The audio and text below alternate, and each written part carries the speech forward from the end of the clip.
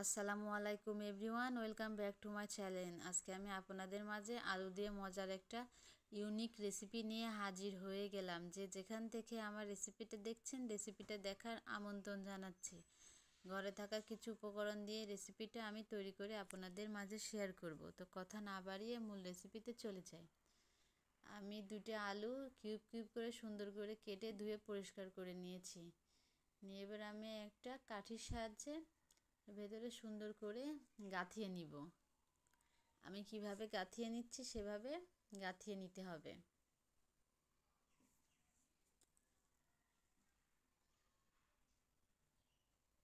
আমি সবগুলো গাঁথিয়ে নিয়েছি, এবার এগুলো আমি সিদ্ধ করে নিব। তো আমি পরিমাণ মতো পানি দিয়ে দিয়েছি।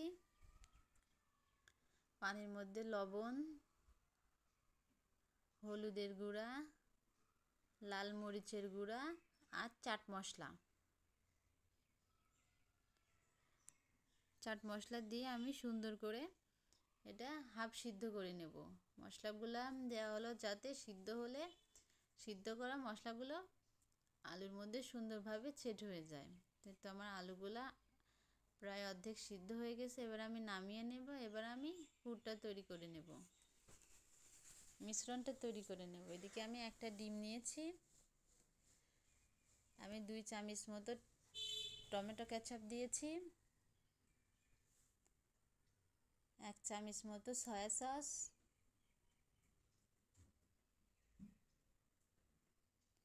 লাল মরিচের গুঁড়া 1 চামচ, গোলমরিচ গুঁড়া 1 চামচ আর চাট মশলা দিয়ে সুন্দর করে, আর একটু সামান্য লবণ, যেহেতু সয়া সস দেওয়া হয়েছে লবণটা বুঝে শুনে দিতে হবে। দিয়ে আমি সুন্দর করে মিশিয়ে নেব।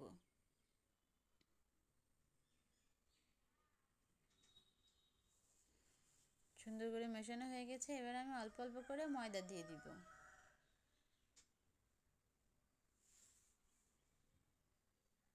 ময়দাটা দিয়েও আবার সুন্দর করে মিশিয়ে নেব, আর একটু করে পানি দিব।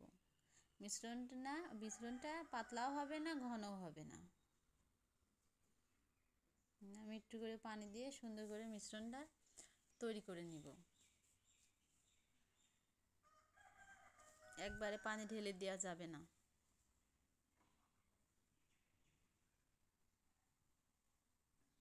আমার মিশ্রণটা কিভাবে, মানে কতটা থিকনেস হলো সেটা আমি দেখাই দিব।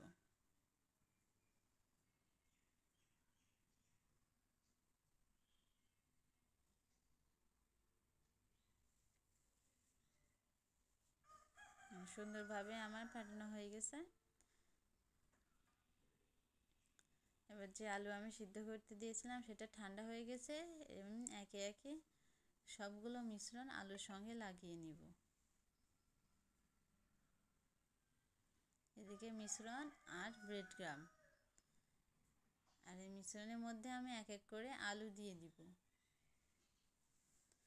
চামচের সাহায্যে সুন্দর করে আলুর সঙ্গে লাগিয়ে নিতে হবে।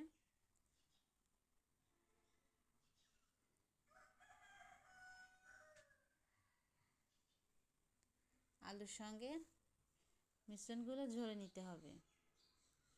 এবার আমি ব্রেড ক্রাম্বের মধ্যে দিয়ে দিব, দিয়ে সুন্দর করে ব্রেড ক্রাম্ব লাগিয়ে নিব।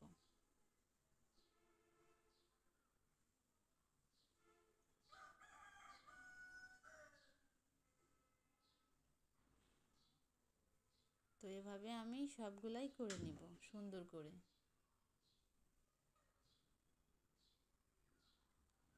তো আমার সবগুলা লাগানো হয়ে গেছে, এবার আমি ভেজে নিব। পরিমাণ মতো তেল দিয়ে দিয়েছি আমি। তেলটা হালকা গরম হলে এক এক করে আমি সবগুলো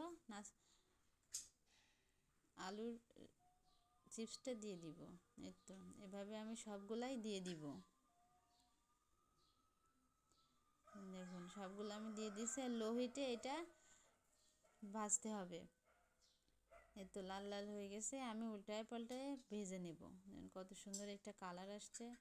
এটা এই নাস্তার রেসিপিটাতে এত মজা, রমজানে এটা তৈরি করবেন, রমজানে স্পেশাল নাস্তা হিসাবে তৈরি করা যাবে।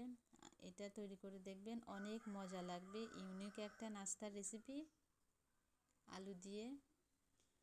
তো আমার সবগুলো ভাজা হয়ে গেছে, আমি উঠাই নেব। দেখুন কত সুন্দর একটা কালার আসছে, দেখতেও অনেক মজা। আর এটা আপনারা যে কোনো সসের সঙ্গে খেতে পারবেন, যে কোনো সসের সঙ্গে এটা খেতে পারবেন। আর এটা অনেক ক্রিস্পি। আশা করি আমার রেসিপিটা আপনাদের ভালো লেগেছে। ভালো লাগলে আমার পাশে থাকবেন, সাপোর্ট করবেন। ধন্যবাদ বন্ধুরা।